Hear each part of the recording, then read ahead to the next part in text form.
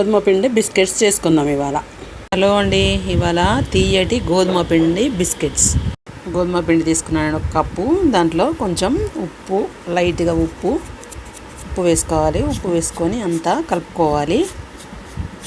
తర్వాత కొంచెం నీళ్లు పోసుకొని ఇప్పుడు కలుపుకుందాం. ఇలా మెత్తగా పిసుకోవాలండి. పిసుకొని దీన్ని ఒక అర్ధగంట పక్కన పెట్టుకుందాం. గాడుపు తగలకుండా ఇలా కవర్ వేసుకున్నానండి నేను.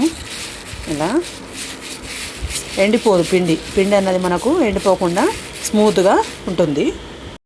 ఒక హాఫ్ అన్ అవర్ తర్వాత చూసుకుందామండి. పిండి ఇలా మెత్తగా మంచిగా స్మూత్గా ఉంటుందండి.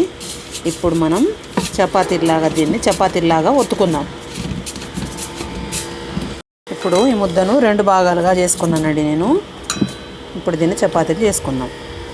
ఇలా చపాతీలాగా చేసుకున్నానండి. ఇప్పుడు దీన్ని సైడ్లు కట్ చేసుకొని ఇప్పుడు చిన్న చిన్న బిస్కెట్స్ మోడల్గా కట్ చేసుకుందాం. ఇలా సైడ్లు కట్ చేసుకోవాలి. ఇలా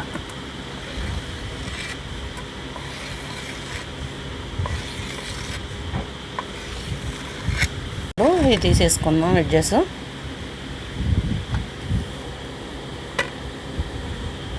మళ్ళీ అడ్డంగా కట్ చేసుకున్నాం.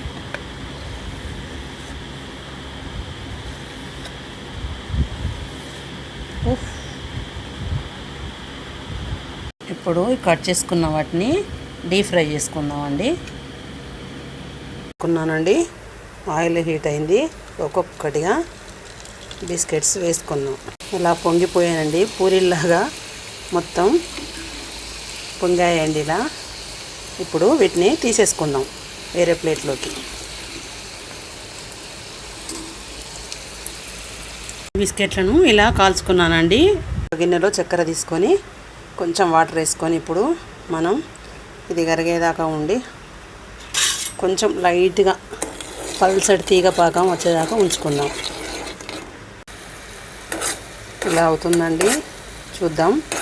చక్కెర కరిగిపోయిందిగా. కొంచెం లైట్గా కొంచెం రావాలి.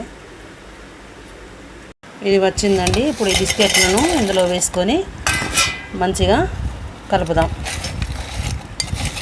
పాకం వచ్చిందండి. ఇలా కలపాలి. అంతేనండి, బిస్కెట్లు రెడీ. ఇట్లా చక్కెర చూడండి అక్కడక్కడ మంచిగా బిస్కెట్ మీద కనబడుతుంది. ఇది కొంచెం ఒక 5 మినిట్స్ ఎండాలండి.